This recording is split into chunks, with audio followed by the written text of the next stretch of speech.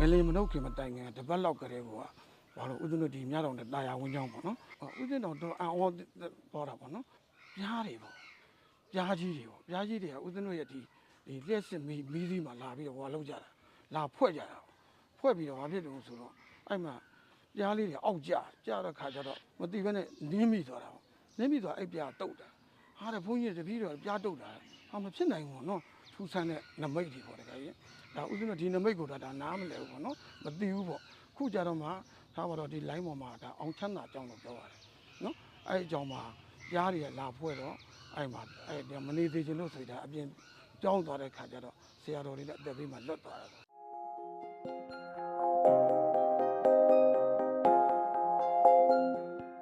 မန္တလေးမြတောင်ကျောင်းတိုက်ပေါ့နော်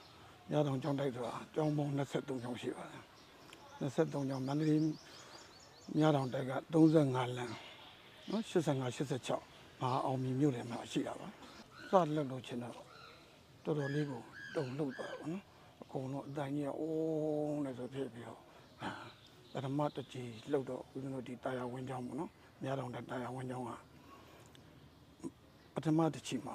မပြူသေးဘူးဒုတိယတစ်ချိန်လှုပ်တော့မှအကုန်လုံးဒီတုံးတက်ကျောင်းလုံးရတာပြူကျသွားပါနော်ဒီဘက်ဒါဆိုအလဲတိုက်ကျောင်းပေါ့နော်ဒါအလဲတိုက်ကျောင်းလည်းပြူကျသွားတယ်ဟိုဘက်မှာဦးဇင်းတို့ပြန်ပေါရေးကျောင်းရှိတယ်ပြန်ပွားရေးသုံးတဲ့ကြောင်းကြီးလည်းအကုန်လုံးအောက်ပြိုကျတာဟိုဘက်မှာဇပူအေးကျောင်းတို့နောက်ရွှေဝါဝင်းကျောင်းတို့အဲ့ကျောင်းတွေဆိုရင်လည်းအကုန်လုံးဟိုဘက်ရိုင်သွားတယ်ပေါ့နော်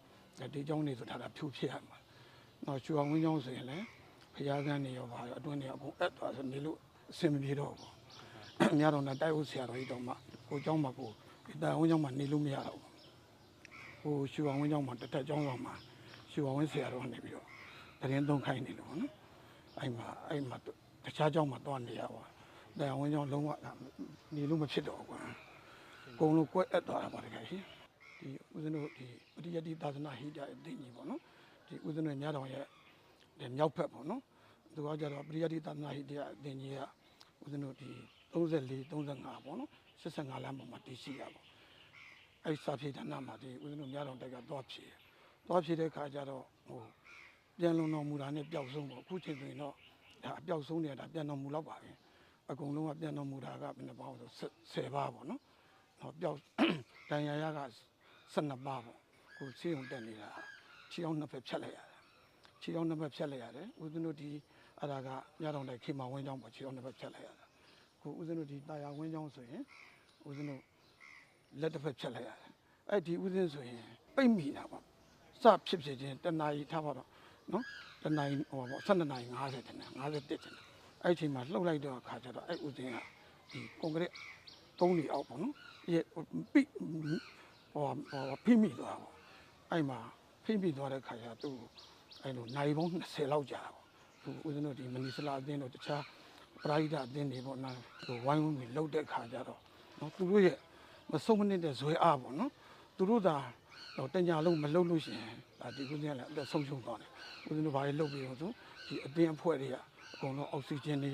နောက်ပြီးတော့ရေတွေဘာတွေတခါလှမ်းပြီးတော့ပေါ့အကုန်လုံးလှုပ်ပြီးတော့ဒီဦးဇင်းကဒါဟိုအသက်ရှင်ဝင်ရပါတော့တခြားတိုက်တွေကဦးဇင်းတွေလည်းအဲ့လိုပဲပေါ့နော်ဒီပရိဒအသင်းတွေကထုတ်လိုက်တော့ဟိုဟာဖြစ်သွားတာပေါ့နော်အသက်ရှု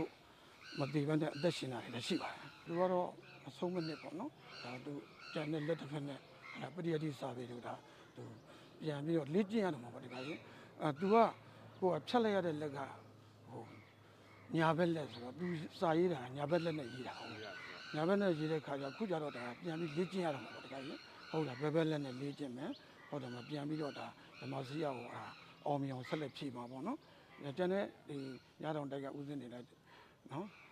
ဥစဉ်နေလိုက်ဒီလိုပဲစာပေပရိယတ္တိကိုစူးစမ်းအားထုတ်ကြမှာညတော်တိုက်ဆိုတော့ဥစဉ်တို့တန်ခါအပ900ကျော်ရှိငလင်မနှုတ်ခင်မတိုင်ခင်တပတ်လောက်ကလေးကဘာလို့ဦးဇင်းတို့ဒီမြတော်နဲ့တာယာဝင်းကျောင်းပေါ့နော်ဦးဇင်းတော်တော့အံ့ဩပေါ်တာပေါ့နော်ပြားတွေပေါ့ပြားကြီးတွေကဦးဇင်းတို့ရဲ့ဒီလျှက်စစ်မီးသီးမှာလာပြီးတော့ဟိုလောက်ကြတာလာဖွဲ့ကြတာဖွဲ့ပြီးတော့ဘာဖြစ်လို့ဆိုတော့အဲ့မှာပြားလေးတွေအောက်ကျတဲ့ခါကျတော့သူကမသိဘူးပေါ့နော်ဘာလို့တော့မသိဘဲနဲ့နင်းမိသွားတာပေါ့နင်းမိသွားအဲ့ပြားတုတ်တာဟာတဲ့ဘုန်းကြီးတပည့်တော်ပြားတုတ်တာဟာမဖြစ်နိုင်ဘူးပေါ့နော်မင်း9000ဒီမြတောင်တိုင်းမှာ ရတော့ဒါဒီတာယာဝင်းကျောင်းမှာနေတာနှစ်ပေါင်း30ကျော်နေပြီပေါ့နော်ငါတို့ဒီပြားတွေပါလေဆိုတော့တစ်ခါမှလည်းအဲ့လိုဟိုလာဖွဲ့တာလည်းမတွေ့ခဲ့ဘူးပေါ့နော်ဒီမှာဒီကျောင်းထဲမှာပေါ့နော်တခြားတော့ရှိမှာပေါ့နော်ဒီဦးဇင်းတို့ဒီကျောင်းထဲကိုဒီပြားတွေကရောက်လာတာပေါ့အဲ့လိုနောက်ကျောင်းကဦးဇင်းဥက္ကိမနန္ဒဆိုရင်လည်းအဲ့တိုင်းပဲသူလည်းပြားဒုက္ခရတာပဲအဲ့ဒါထူးဆန်းတဲ့နမိတ်တွေပေါ့တကယ်ကြီးဒါဦးဇင်းတို့ဒီနမိတ်ကိုဒါနားမလဲဘူးပေါ့နော်မသိဘူးပေါ့ခုကြတော့မှထားပါတော့ဒီ line ပေါ်မှာဒါအောင်ချမ်းသာအကြောင်းကိုပြောပါတယ်နော်အဲ့အကြောင်းမှာပြားတွေကလာဖွဲ့တော့အဲ့မှာအဲ့မနေသေးချင်လို့ဆိုကြအပြင်ကြောင်းသွားတဲ့ခါကျတော့ဆရာတော်တွေလည်းအသက်ပေးမှလွတ်သွားတယ်ပေါ့ခွင့်လွန်သွားတဲ့ဆရာတော်တန်ဃာတော်တွေညဆို7 နာရီလောက်ဆိုရင်ထားပြီးဒီမြောက်ပေါက်သွားပြီးပိဋကထန်းတွေသွားရွတ်ပြီးတဲ့နေ့တည်းဘာလုပ်ပြီးတော့အဲ့လိုပေါ့ခုမြန်မာနိုင်ငံမှာငလျင်တန်ကြောင့်ဒီဆုံးတဲ့တန်ဃာတော်တွေပြန်တော်မူတဲ့တန်ဃာတော်တွေပေါ့နော်တည်ဆုံးသွားတဲ့ပုံကိုယ်တွေပေါ့နော်အဲ့ဒီပုံကိုယ်တွေအတွက်ကိုဦးဇင်းအထူးပေါ့နော်ဒီတဲ့အပြတ်တမ်းပေးဝေတယ်ပေါ့နော်ရင်းထဲမှာလည်းစက်သိန်းတွေထားတယ်ပေါ့ဒါမျိုးလေးဖြစ်ပါလား